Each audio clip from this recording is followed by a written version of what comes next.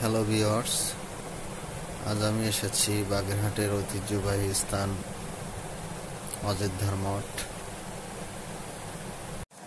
এই প্রত্নতান্ত্রিক অবকাঠামোটি সপ্তদশ শতাব্দীতে তৈরি করা হয়েছিল বলে জানা যায়। এই মঠের নাম উদলা মঠও অনেকে বলে। তো ভিউয়ার্স, আপনারা দেখতে পাচ্ছেন কত সুন্দর সুনিপুণ ভাবে ডিজাইন করা এই মঠের কারুকাজ। মঠের মূল ফটক হচ্ছে 3টি। এর আকর্ষণ বাইরের এই সুনিপুণ কারুকাজগুলো। এর আসল সৌন্দর্য আপনি তখনই বুঝতে পারবেন যখন এখানে আপনি নিজ চোখে দেখবেন। এই মঠে মোট 3টি দরজা, তো 2টি দরজা বন্ধ থাকে আর একটি দরজা দিয়ে প্রবেশ করা যায় ভিতরে। তাও সবসময় জনসাধারণের জন্য এটা উন্মুক্ত থাকে না। তো আজ আমি চেষ্টা করব আপনাদের ভিতরে পরিবেশটা দেখানোর জন্য।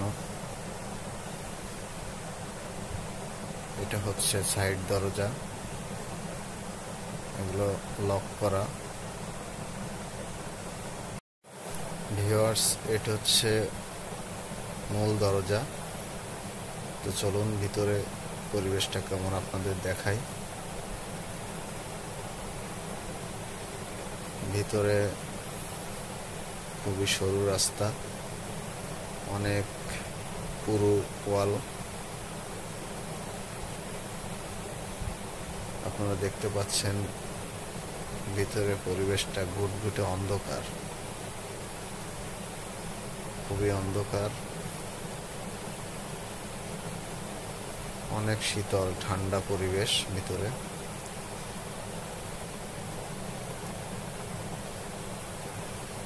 ক্যামেরায় কতটুকু দেখাতে পারছি জানি না।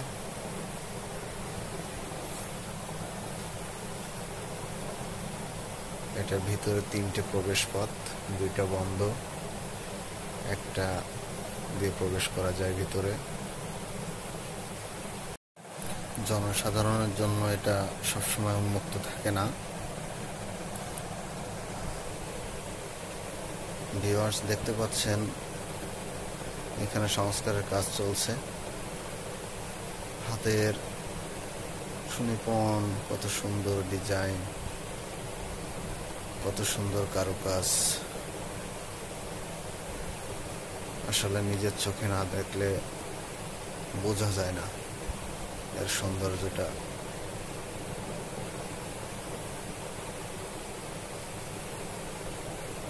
আপনারা দেখতে পাচ্ছেন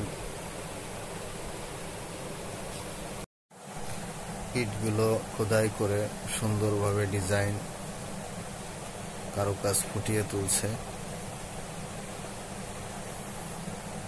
চুন সুরকি শত বছরের পুরনো প্রক্রিয়ায় কাজগুলো চলছে।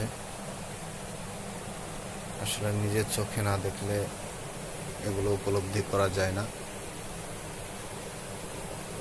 এখানে একসময় অনেক পাখি থাকতো, সংস্কারের কাজের কারণে হয়তোবা তারা স্থান ত্যাগ করছে।